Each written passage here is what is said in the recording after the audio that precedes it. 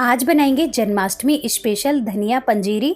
बिल्कुल मंदिरों वाला स्वाद आएगा, जैसे मंदिरों में भोग प्रसाद वाली पंजीरी मिलती है ना, बिल्कुल वैसी ही बनेगी। ठाकुर जी को तो बहुत पसंद है ही ये, साथ ही बहुत सेहतमंद भी है। बहुत फायदे हैं इसे खाने के और मिनटों में ये बनकर तैयार हो जाती है।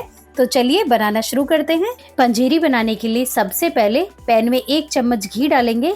घी जब यहाँ पर हल्का गर्म हो जाएगा, इसमें हम 1 कप साबुत धनिया डालेंगे। धनिया पंजीरी धनिये से ही बनाई जाती है। तो अब धनिये को डालकर हल्की आंच पर इसे लगातार चलाते हुए हर तरफ से समान तरीके से लगातार चलाते हुए भून लेंगे। और ऐसा भी नहीं है कि हमें इसका ज्यादा कलर चेंज करना है। ज्यादा इसका कलर चेंज करेंगे ना तो धनिया कड़वा हो जाएगा।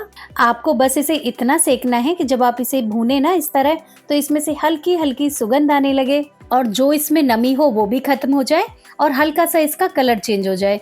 क्योंकि हमें इसे पीसना भी है तो इसे पीसने में भी आसानी होगी। इस तरह से धनिया भुन गया है, बहुत ही अच्छी खुशबू आ रही है इसकी। अब उसी पैन में वापस से 1 चम्मच घी और डालेंगे और यहाँ पर मैंने 1/4 कप बादाम लिए हैं। बादाम को ना इस तरह मैंने बीच में से खोल लिया है।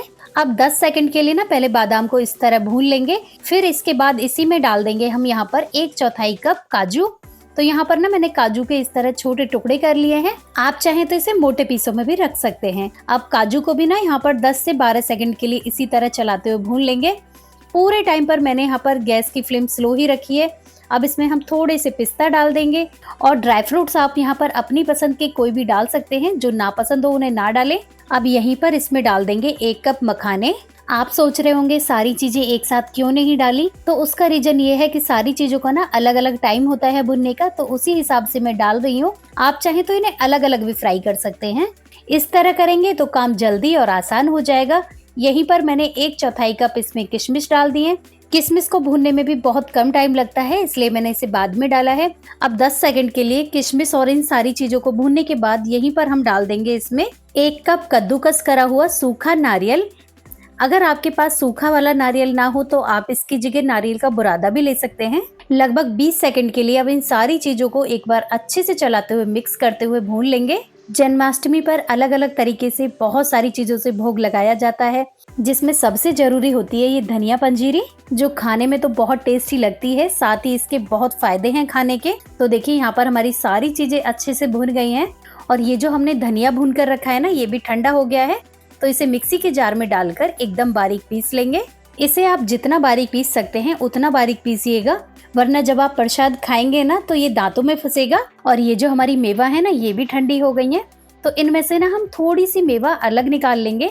इसका मैं आपको बाद में बताऊंगी क्या करना है। इसे अलग निकाल कर बाकी जो बची हुई मेवा है ना, इन्हें मिक्सी के जार में डालकर दरदरा पीस लेंगे। आप रुक रुक कर जब मिक्सी चलाएंगे तो ये दरदरी पीस जाएगी। इसी में मैंने यहाँ पर 4 छोटी वाली हरी इलायची डाल दी है।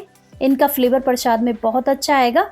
और देखिए यहाँ पर हमारी सारी चीजें एकदम बारीक नहीं, बिल्कुल दरदरी पिसी हैं। इन्हें भी धनिये वाली परात में ही डाल दीजिए। इसी में डाल दीजिए आधा चम्मच सौंठ पाउडर। इसका भी प्रसाद में बहुत अच्छा टेस्ट आता है, तो इसे भी जरूर डालिएगा और फायदेमंद भी है। मीठे के लिए यहाँ पर ली है मैंने धागे वाली मिश्री।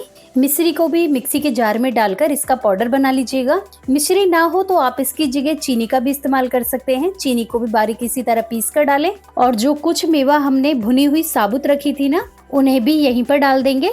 अब इन सारी चीजों को ना चलाकर अच्छे से मिक्स कर लेंगे।